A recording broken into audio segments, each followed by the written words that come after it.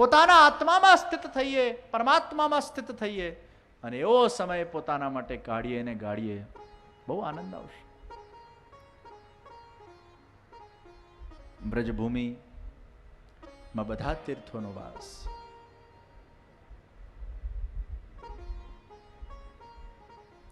સેવાકુંજ નિધિવનમાં આજે પણ ભગવાનનો સાક્ષાત્કાર. વૃક્ષો ઝૂકેલા છે. આજે પણ ભગવાન ત્યાં પધારે છે. એ ફૂલોની શૈયા બિછાવવામાં આવે છે અને સવારે મંગળા કરવામાં આવે. ફૂલોની છૈયા આખી વેરવિખેર હોય છે. 7 વાગ્યા સુધી તમે જાઓ તો વાંદરાઓ એટલા બધા મળે અને એ વાંદરાઓનો ત્રાસ.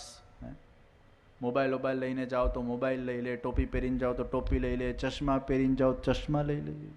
એવા ત્યાંના મહાન વાંદરાઓ છે, લાલ મોડાવાળા.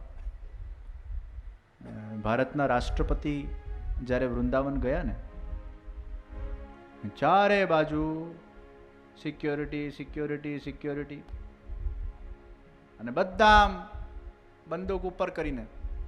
એટલે કોઈક ટુરિસ્ટ આવ્યા, એમને પૂછ્યું કે what is this happening, why so much security, for what? President of India is coming. It's okay, president of India is coming, then આ બંદૂક ઊંચી કેમ છે? એ બંદૂક તો નીચી હોવી જોઈએ ને, આકાશમાંથી કયો ભૂત ઉતરવાનો? એ કે ના, અહીંયાના વાંદરા છે ને બહુ ડેન્જરસ છે.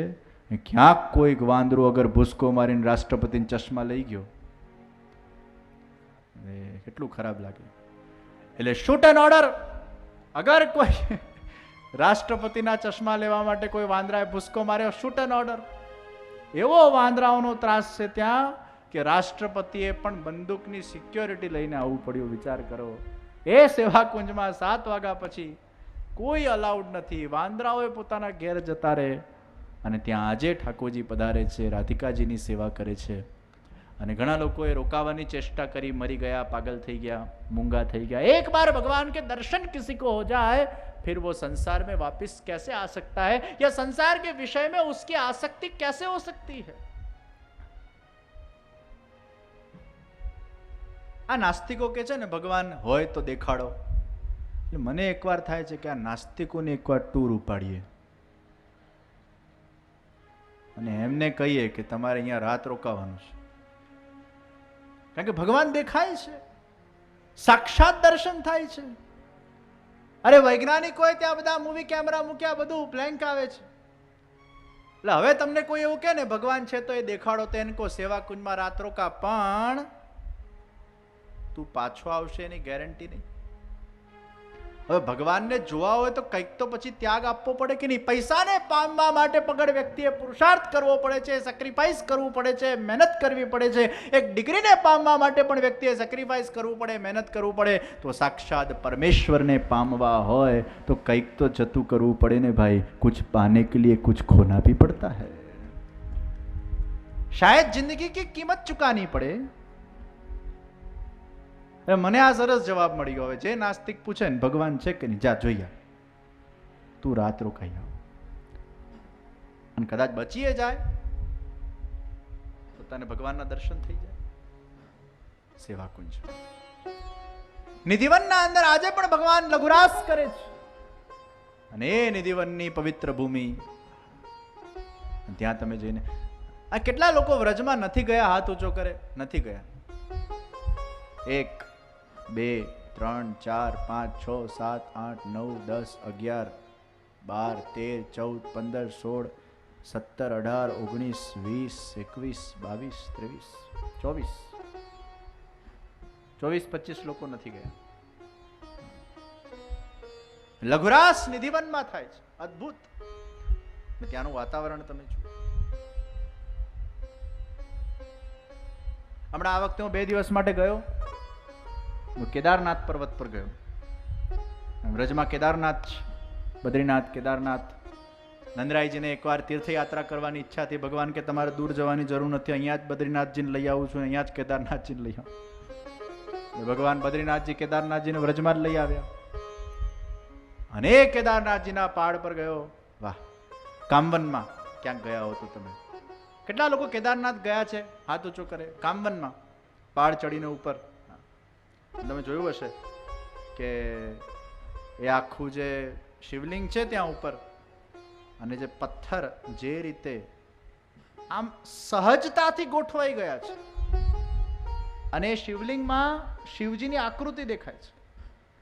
એ જટા દેખાય. અશોકભાઈ હતા સાથે આ વખતે. શિવલિંગમાં જટાઓ દેખાય છે, આમ મુખારવિંદ આખું, આમ પથ્થરોની જે બનાવટ, અદ્ભુત સ્થળ. અને કેવી પ્રકૃતિ, પણ અદ્ભુત પ્રકૃતિ. ભગવાને પોતાની જ વ્યવસ્થા, એ છાવ, તાપ, વરસાદ, વાવાઝોડાથી ભગવાને પોતાનું રક્ષણ એવું પ્રાકૃતિક રીતે કરી દીધું છે કે મેનમેડ આવું થઈ જ ન શકે. હમણાં જ બદ્રીનાથજીની કથા હતી, મૂળ બદ્રીનાથમાં, અને એમાં જે બદ્રીનાથજીના સ્વરૂપના દર્શન થાય, અને એક જ પથ્થરની શિલાને એમાંથી આખું એક આકૃતિના દર્શન થાય, અને એમાં નેત્ર નથી, સ્વયંભૂ આકૃતિ છે. ભગવાનની આમ તપો મૂર્તિ છે, અને એટલી સુંદર મૂર્તિ છે.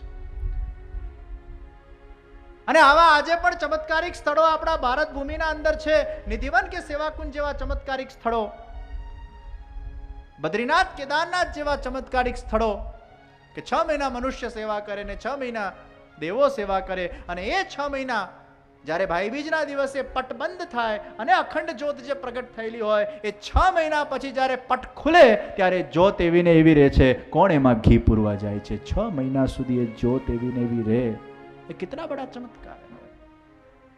ईश्वर आज भी अपनी प्रतीति ऐसे चमत्कारों के माध्यम से करवा रहे हैं कि मैं हूं, मेरा अस्तित्व है, मैं विद्यमान हूं.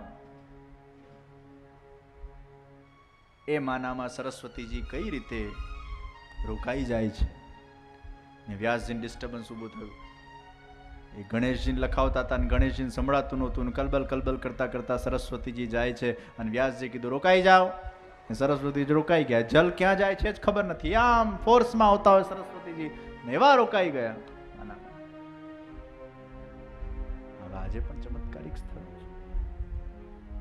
અને ભારત વર્ષના અંદર ભગવાનના આવા અદ્ભુત સ્થળોની જ્યારે આપણે યાત્રાઓ કરીએ, અને યાદ રાખજો, તીર્થયાત્રાઓ જ્યારે આપણે કરીએ છીએ ત્યારે આપણને ભારોભાર સાત્વિકતા પ્રાપ્ત થાય છે. કારણ કે ભોગ ભૂમિ નથી, યોગ ભૂમિ છે.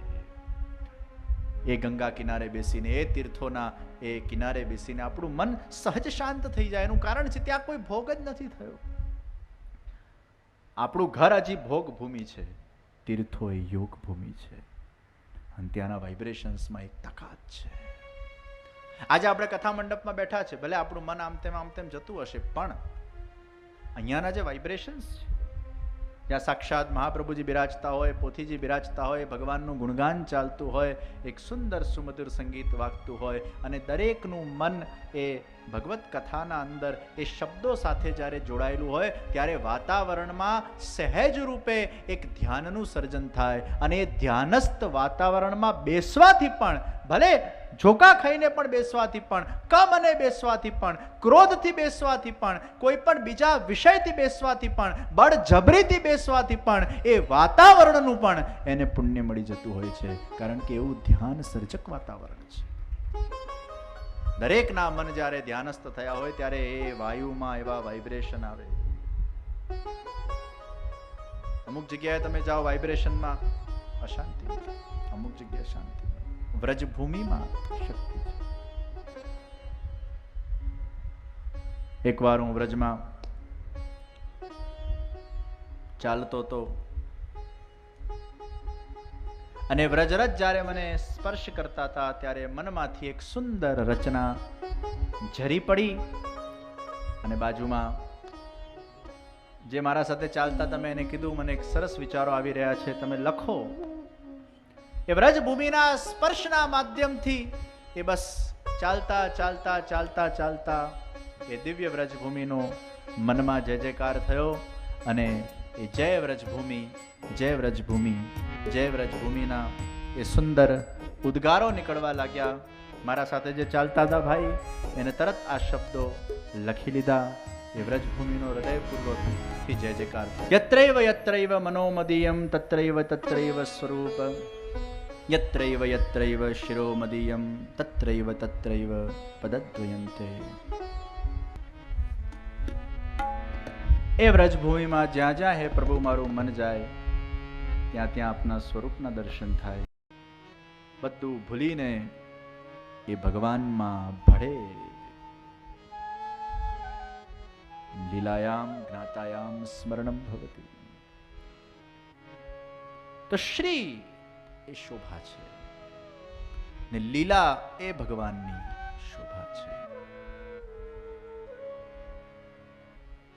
ઐશ્વર્ય, વીર્ય, યશ, શ્રી, જ્ઞાન મદન્યતે ન જાનંતી નાહમ તેભ્યો મનાગપી.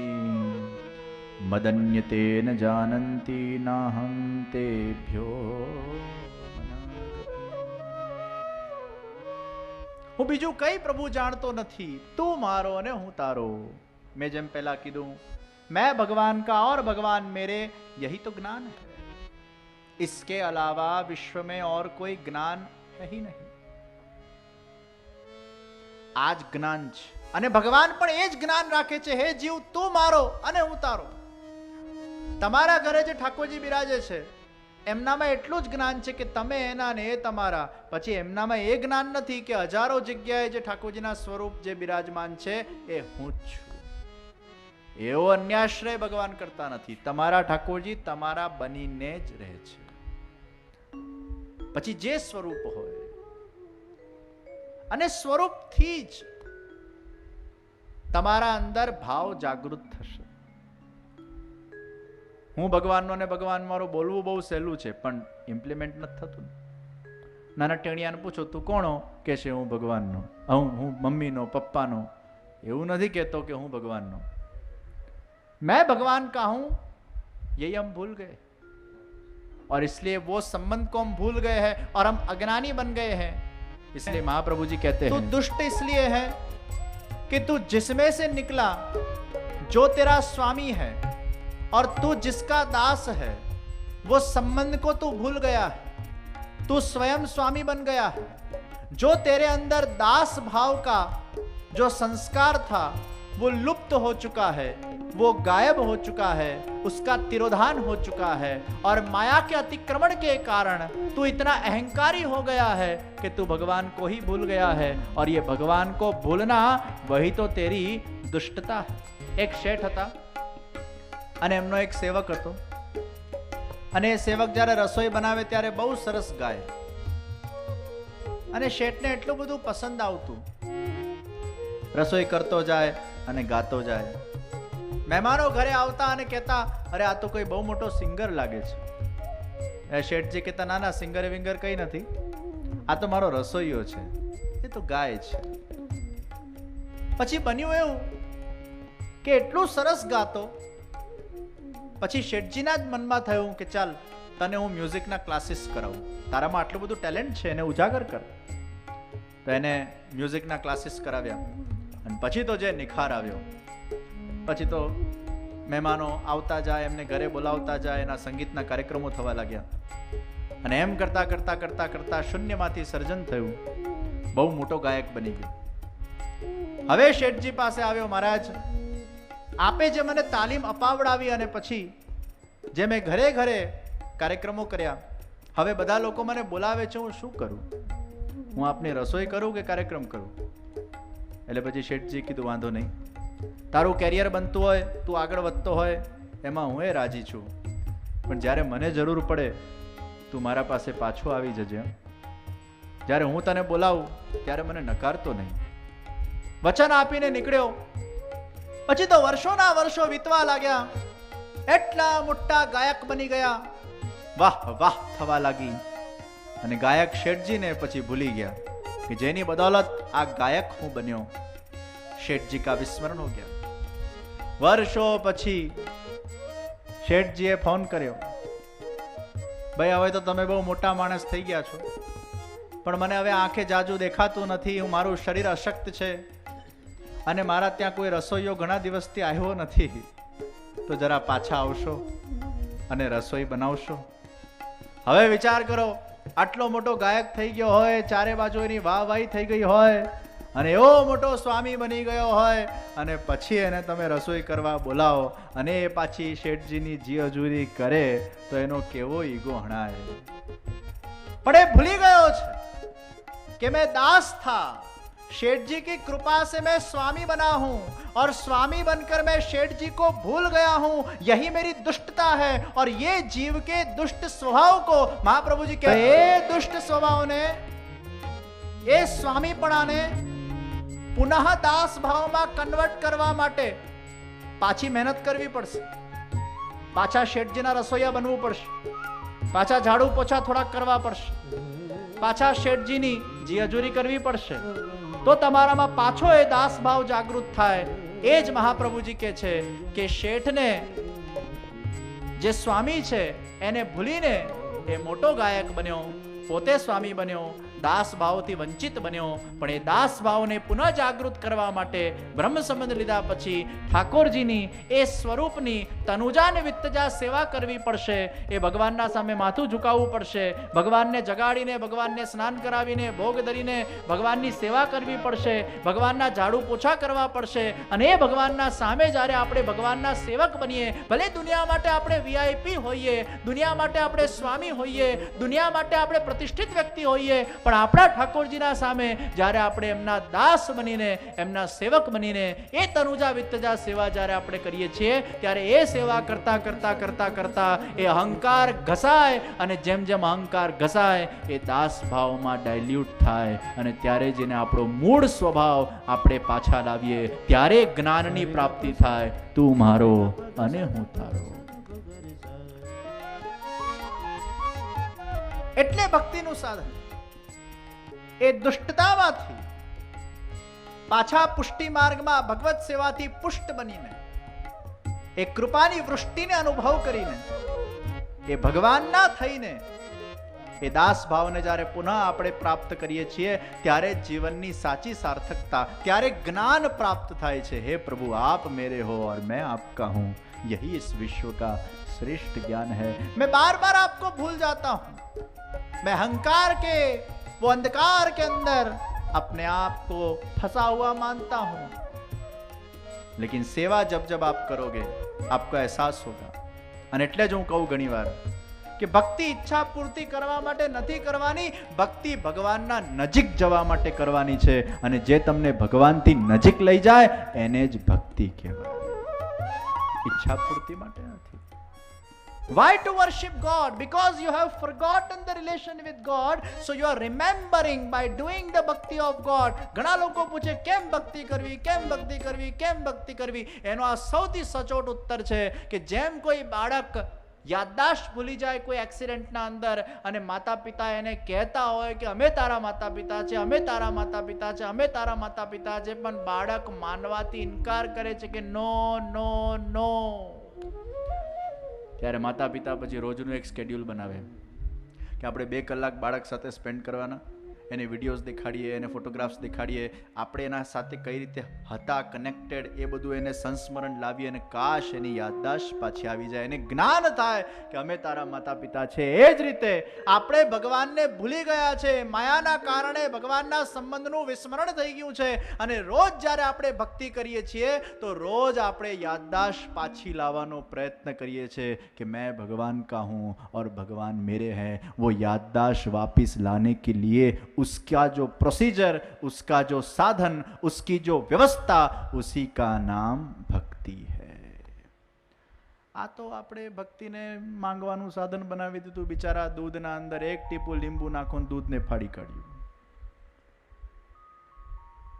એ ભક્તિ રૂપી દૂધમાં જ્યાં સ્વાર્થનો, જ્યાં અહંકારનો એક વિકાર રૂપી ટીપું પડે, दूध ત્યાં ને ત્યાં ફાટી જાય છે. अज्ञानता में पड़ा हुआ मनुष्य पुनः उस ज्ञान अवस्था में कब पहुंचता है? जब वो भक्ति का साधन करता है. मदन्यते न जानन्ति नाहं तेभ्यो मनागपि. ऐश्वर्य, वीर्य, यश, श्री, જ્ઞાન અને છઠ્ઠો ભગવાનનો ધર્મ વૈરાગ. ભક્તોની સેવા અંગીકૃત કર્યા સિવાય મને બીજા કશામાં રાગ નથી. એ ભગવાનનું વૈરાગ ધર્મ છે. આ 6 ધર્મો એ ભગવાનના ધર્મો છે. અને ભગવાનના જેમ જેમ આપણે નજીક આવતા જઈશું તેમ તેમ આ 6 ગુણ અને ધર્મ ધીરે ધીરે આપણા અંદર વિકસતા જશે. એ વૈરાગ ધર્મ પણ આપણામાં આવતું જશે.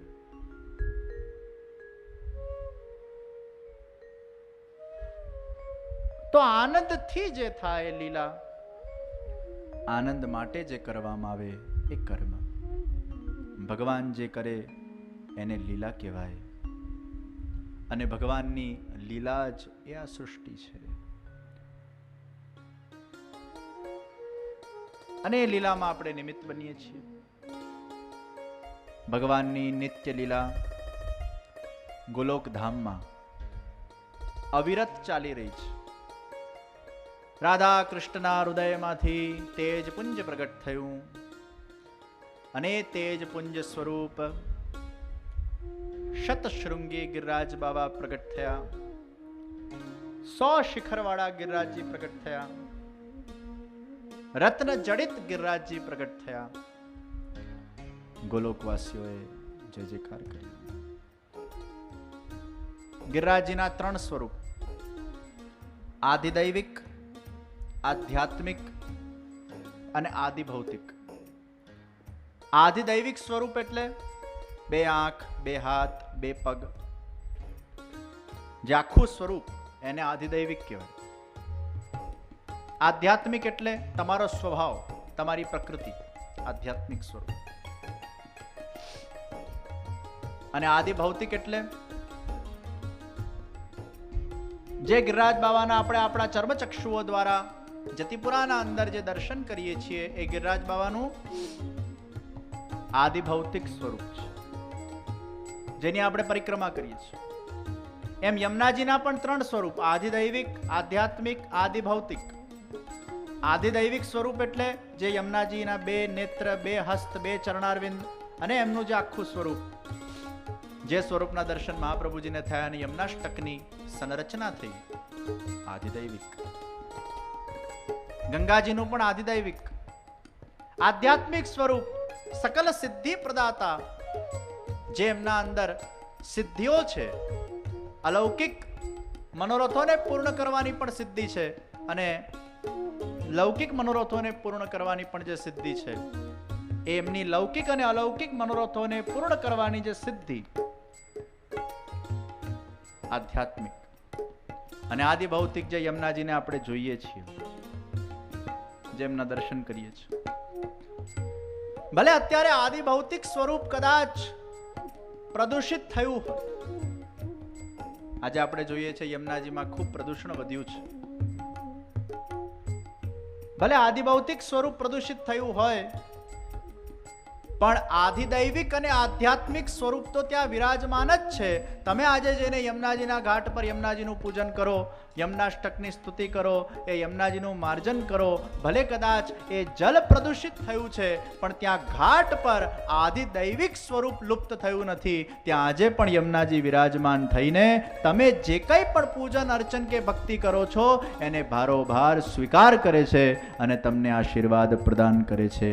એ ઘાટ પર આધિદૈવિક સ્વરૂપ વિરાજમાન છે. શ્રી પ્રભુને પ્યારા શ્રી યમુનાજીના લાડીલા એવા રસિક સત્સંગી વૈષ્ણવોને જય શ્રી કૃષ્ણ. જો તમને જે શ્રીના આ વચનામૃત ગમ્યા હોય તો આ વિડીયોને લાઈક કરજો, શેર કરજો અને કમેન્ટ બોક્સમાં જય શ્રી કૃષ્ણ જરૂર લખજો.